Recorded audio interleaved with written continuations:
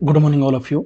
जो आज का हमारा टॉपिक रहेगा बहुत ज़्यादा इम्पोर्टेंट है, जिसमें हम डिस्कस करने वाले हैं जो पीएनएस व्यू होते हैं उनके लैटरल व्यू कैसे करते हैं। ये जो पीएनएस व्यू हैं पैरानेजल साइनस, इसके 3 व्यू होते हैं। पहला होता है ओम व्यू, जिसे हम वाटर व्यू के भी नाम से जानते हैं। दूसरा होता है ओम व्यू 15 डिग्री कोडेल के हिसाब से। तीसरा होता है इसका लैटरल व्यू।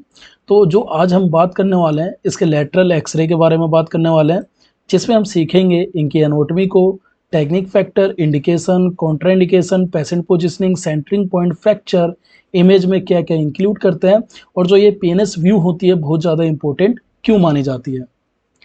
सबसे पहले बात करते हैं इसके इंडिकेशन की, यानी कि जो एक्सरे होंगे कब कब करने के लिए आते हैं।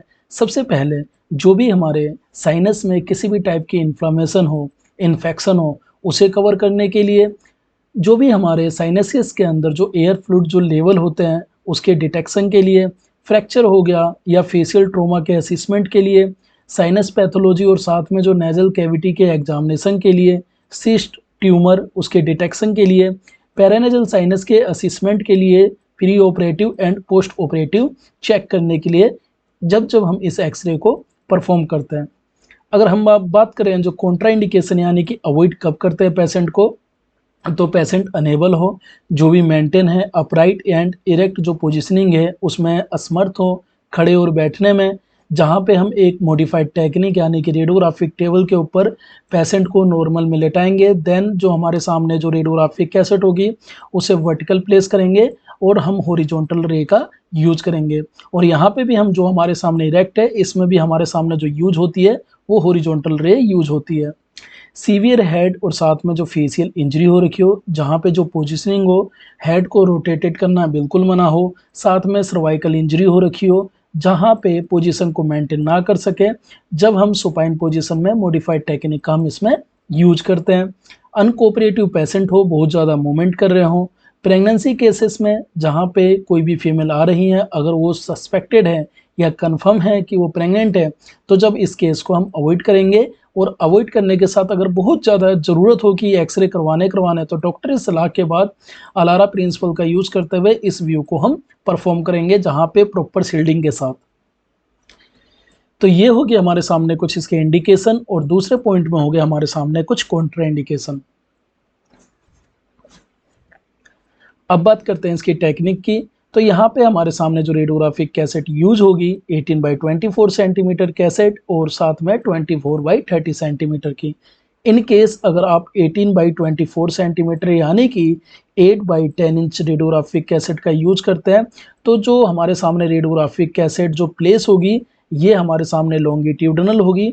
दो टाइप, ये लॉन्गिट्यूडनल हो गया और यहीं पे अगर इसकी लेंथ है तो ये हमारे सामने ट्रांसवर्स हो गया। तो 8/10 इंच की कैसेट में हमारी जो radiographic cassette vertical cassette holder के अंदर यहाँ पे लॉन्गिट्यूडनल प्लेस करी जाएगी। 3 तरीके से करवा सकते हैं। पहला बक्की में, ये हमारे वर्टिकल रे में नहीं यूज होता। टेबल टॉप और वर्टिकल कैसेट होल्डर में, अगर ट्रोमा केसेस है तो टेबल टॉप के ऊपर जो हमारे सामने वर्टिकल रेडियोग्राफिक कैसेट को प्लेस करेंगे, और वर्टिकल कैसेट होल्डर के अंदर की हमारे सामने जो कैसेट होल्डर है यहाँ पे रेडियोग्राफिक कैसेट को हम फिट कर रखे हैं। एफएफडी एरिया 100 सेंटीमीटर यानी कि अप्रॉक्स 40 इंच तक यूज करेंगे। किलो वोल्टेज पीक 65 से 85 एक एवरेज रहेगी। मिली एम्पेयर सेकेंड 16 से 35 एक एवरेज रहेगी।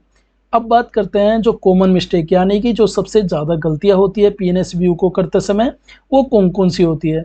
तो यहाँ पे जो हेड का रोटेशन होना, जहाँ पे जो स्ट्रक्चर है उनमें जो असमानताएं नजर आए, यानी कि अगर हमारे सामने ये जो हेड का स्ट्रक्चर है जैसे हम इसे रोटेट कर रहे हैं तो जो ये हमारे सामने एमएसपी लाइन है प्रॉपर तरीके से पैरेलल नहीं होगी।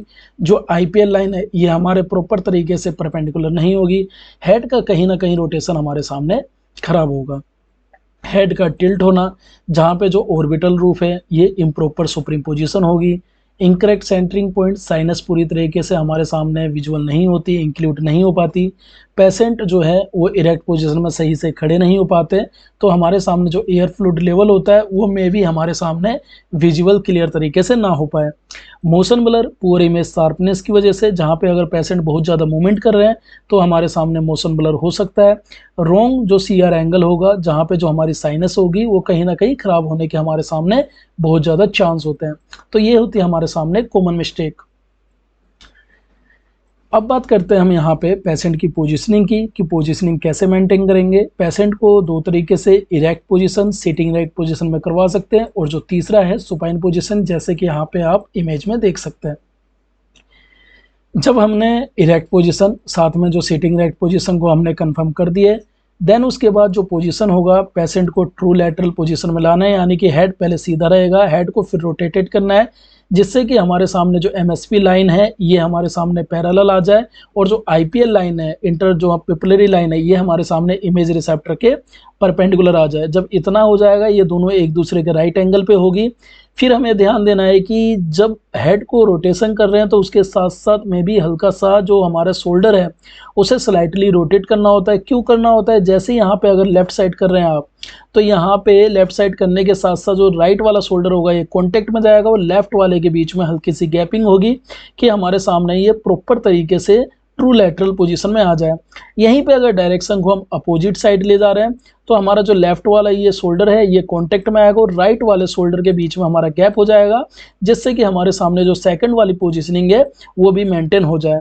जब इतना एरिया करेंगे जहाँ पे हमें लगेगा कि जो हेड का पार्ट चाहिए, जो साइनस हमें इंक्लूड करनी है, वो साइनस पूरी की पूरी हमारी इमेज रिसेप्टर के कॉन्टेक्ट में होनी चाहिए। चिन को हल्का सा एडजस्ट करना है, उसमें ज़्यादा जो हेड है उसे ना रोटेटेड करना है ना टिल्ट करना है, यानी कि जो चिन वाला एरिया ना इसे डाउन करेंगे और ना इसे अप करेंगे। हो सके तो रेडियोलोसेंट जो पैड है उसे यूज करना है, और जो एक्सपोजर है वो एक क्लियर रखना है, जिससे कि जो हमारा इरेक्ट पोजीशन में जो एयर फ्लूइड लेवल है वो क्लियर तरीके से हमारे सामने डेमोस्ट्रेट हो सके। इसी तरह सेम जो सुपाइन व्यू है, पेशेंट को नॉर्मल में लेटाने हैं। रेडियोग्राफिक कैसेट को हमें एक वर्टिकल प्लेस करना है, सपोर्टिंग डिवाइस से हम इसे कर सकते हैं। देन उसके बाद हम यहाँ पे हॉरिजॉन्टल रे का यूज़ करके व्यू को परफॉर्म करेंगे, और हमारे सामने पीएनएस का लैटरल व्यू रेडी हो जाएगा। एक बार समझ लेते हैं क्लियर में। तो अभी हमने समझे, सबसे पहले हमें पेशेंट को इरेक्ट पोजीशन या सिटिंग इरेक्ट पोजीशन में लाना है। फर्स्ट ऑफ ऑल जो एरिया होगा, हमारा बॉडी होगा, सामने होगा, देन हमें हेड को रोटेटेड करना है, साथ में जो हमारा शोल्डर है उसे स्लाइटली रोटेटेड करना है कि हमारे सामने ट्रू लैटरल हेड पोजीशन हमारे सामने क्लियर हो सके, जिसमें हमारा एमएसपी लाइन जो हमारे सामने मिड सैजिटल प्लेन है ये हमारे पैरेलल हो इमेज रिसेप्टर के, और जो आईपीएल लाइन है ये हमारे परपेंडिकुलर हो इमेज रिसेप्टर के। जब इतना एरिया हमारा कवर हो जाएगा, फिर हमें जो चिन वाला एरिया है इसे एडजस्ट करना है, ना ये ज़्यादा डाउनवर्ड करना है और ना ज़्यादा रेज करना है, जिसकी वजह से जो हमारी पोजीशनिंग है वो ख़राब ना हो। जब इतना सेट कर देंगे तो हमारे सामने एक प्रॉपर जो है ट्रू लैटरल पोजीशन हमारे सामने रेडी हो जाएगी। और इसी तरह जो हमारे सुपाइन ट्रोमा केसेस में पेशेंट को एक सुपाइन अवस्था में लेटाना है, रेडियोग्राफिक कैसेट वर्टिकल में यूज करनी है, और हॉरिजॉन्टल रे का यूज जाके इजीली तरीके से हमें कर देना है। यहाँ पे जो हम एक दो दिन में स्लाइड लाएंगे, जिसमें हम एक्सरे का जो ट्यूब का जो रोटेशन होता है वो कितने टाइप से होता है उसे एक्सप्लेन करेंगे, जिससे आपको और भी ज़्यादा इजी लगेगा किसी भी एक्सरे को परफॉर्म करते समय। तो ये हमारे सामने थी पेशेंट की पोजीशनिंग। अब बात करते हैं इसके जो सेंट्रल रे होंगे वो क्या क्या होंगे। तो जो हॉरिजॉन्टल रे यूज करेंगे जो इमेज रिसेप्टर के परपेंडिकुलर होगी, जैसे कि हमारे सामने ये इमेज रिसेप्टर है, परपेंडिकुलर है रे, और साथ में हॉरिजॉन्टल रे का हम यूज कर रहे हैं।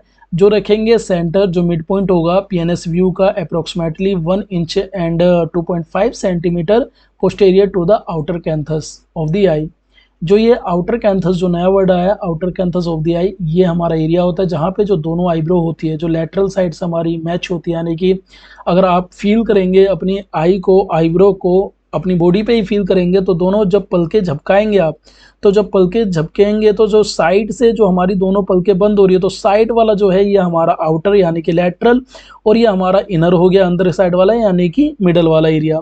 तो यहाँ पे आउटर कैंथस ये है, और ईएम जॉइंट हो गया, इसके पोस्टेरियर यानी कि पोस्टेरियर का पार्ट हमारा पीछे जा गया 1 इंच, और EM joint outer canthus of the eye के जस्ट ये बीच में ये ईएम जॉइंट का हो गया अपर साइड में। आउटर कैंथस ऑफ द आई में ये हमारा जो होगा सेंटरिंग पॉइंट का फोकस होगा, जैसे कि यहाँ पे आप देख सकते हैं एक बॉडी के स्ट्रक्चर के बेस पे। तो ये थे हमारे सामने व्यू, एक बार रिपीट कर देते हैं।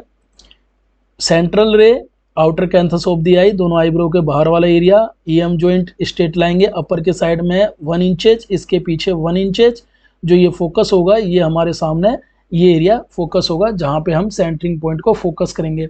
जब इतना एरिया कर देंगे तो हमारे सामने जो भी हमारी 4 साइनसेस है वो क्लियर हो जाएगी। हमारी 4 साइनसेस होती हैं, मैग्जिलरी साइनस, इथोमोइड, स्फेनॉइड और साथ में हमारी फ्रंटल साइनस। ये हमारी 2 पेयर में होती है और 2 सिंगल में होती है। इसे जब हम ओम व्यू के वीडियो लाएंगे पीएनएस व्यू को, उसमें हम डिटेल में कवर करेंगे इसे। अगर हम फ्रैक्चर की बात करें तो हमारे सामने जो नेजल बोन फ्रैक्चर हमारे सामने दिखेगा, यानी नेजल वाले एरिया पे फ्रैक्चर हमारा शो होगा। फ्रंटल बोन यानी कि जो हमारा माथा है जिसे बोलते हैं, फ्रंटल बोन फ्रैक्चर हमारे सामने शो होगा। मैग्जिलरी जो साइनस है उसकी वॉल यानी कि जो मैग्जिला साइनस हमारे सामने 2, इसकी जो वॉल है साइड की वो क्लियर होगी। फेशियल बोन ट्रोमा इन्वॉल्विंग जहां हमारा जो साइनस रीजन है वो दिखेगा। एयर फ्लूइड लेवल जो हमारे हैमरेज के बाद, जो ट्रोमा के बाद जो अक्सर हैमरेज में कमी के कारण होता है, वो हमें यहाँ पे शो होगा। ये हमारे सामने पिक्चर है, जो नोट्स बनाए जा रहे हैं, जो पिक्चर है कलर की रेडियोग्राफी बुक के बेस पे है, वहाँ से आप और भी डिटेल में इसे समझ सकते हैं। तो हमारे सामने जो साइनसेस के नाम है, चारों साइनसेस ये हमारे सामने मैग्जिलर साइनस, जो हमारे सामने इसके आउटलाइन, ये हमारे सामने होगी स्फेनॉइड साइनस की जो आउटलाइन एरिया हो गया। ये हमारे सामने इथमोइड साइनस होगी और ये हमारे सामने फ्रंटल साइनस होगी। अगर यहाँ पे बेस पे देखेंगे तो हमारे सामने ये फ्रंटल साइनस 2, ये हमारे सामने फ्रंटल साइनस, मैग्जिलर साइनस जैसे बोलेंगे, स्फेनॉइड साइनस, और यहाँ पे इनर साइड में इथमोइड साइनस। ये 4 टाइप की साइनस हमारे सामने होती है। अब बात करते हैं इसमें कि हम जो फाइनल इमेज देंगे लैटरल व्यू को कंप्लीट करने के बाद, यानी कि जो इमेज इंक्लूड करेंगे, क्या क्या करेंगे, तो हमारे सामने जो 4 पेयर साइनस है जिसमें सिंगल भी हैं, जैसे कि फ्रंटल साइनस दोनों की दोनों हमारे यहाँ सामने आउटलाइन क्लियर होनी चाहिए। मैग्जिलरी साइनस हमारे सामने उसकी आउटलाइन इंक्लूड होनी चाहिए। इथोमोइड साइनस कवर होना चाहिए और साथ में स्फेनॉइड साइनस हमारे सामने कवर होनी चाहिए। यही हमारे सामने जो चारों साइनस है उसके नाम है। ऑर्बिटल जो रूफ है ये सुप्रीम पोजीशन होना चाहिए। हेड का जो रोटेशन और टिल्ट बिल्कुल नहीं होना चाहिए, हमें एक पोजीशनिंग को मेंटेन करना है। क्लियर विजुअलाइजेशन हो, जो भी हमारे सामने जो एयर फ्लूइड लेवल्स होते हैं उसे क्लियर हो। जो बोनी मार्जिन हो वो शार्प होनी चाहिए। साथ में जो सॉफ्ट टिश्यू डिटेल है वो हमारे सामने क्लियर होनी चाहिए।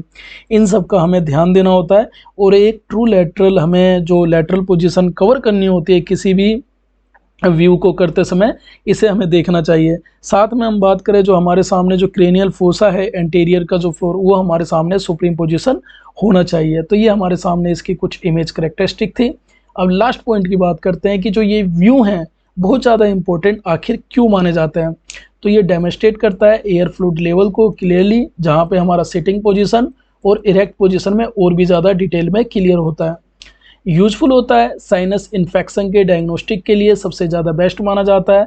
जो भी हमारी स्फेनॉइड जो साइनस जो होती हैं उसे क्लियर तरीके से शो करता है, यानी कि जो हमारे सामने क्लियर है साइनस को शो करेगा। हेल्प करता है फेशियल ट्रोमा और जो साइनस पैथोलॉजी होती है उसे इवेल्युएट करने में। पीएनएस एग्जामिनेशन में सप्लीमेंट्री व्यू के लिए सबसे ज़्यादा इंपॉर्टेंट व्यू हमारा ये माना जाता है। तो ये है हमारे सामने पीएनएस व्यू का लैटरल प्रोजेक्शन जो आज कंप्लीट होता है। अक्सर पीएनएस व्यू को हमारे एग्जामिनेशन में 5 नंबर और 10 नंबर का इसके 2 व्यू पूछे जाते हैं। पहला होता है हमारे सामने ओम व्यू को एक्सप्लेन करिए, और जो दूसरा व्यू होता है हमारे सामने लैटरल व्यू को एक्सप्लेन करिए। इन्हीं दोनों व्यू पे हमारे 5 नंबर 10 नंबर, यानी कि ओवरऑल बात करें तो जो हमारे सामने जो स्कल रेडियोग्राफी होती है इसमें से एग्जाम में 10 नंबर 15 नंबर से क्वेश्चन पूछे जाते हैं। अगर आप इसे कवर कर लेते हैं तो एग्जाम में अगर 60 नंबर या 70 नंबर या 100 नंबर का यूनिवर्सिटी एग्जामिनेशन इंस्टीट्यूट एग्जामिनेशन हो रहा है तो इजीली तरीके से आप इसमें स्कल रेडियोग्राफी के 10 से 20 नंबर कवर कर सकते हैं इतने में ही। आई होप ये वीडियो आपको अच्छी लगी हो तो लाइक करना, सब्सक्राइब करना, अपने दोस्तों के साथ शेयर करना। मिलते हैं नेक्स्ट वीडियो में। Thank you.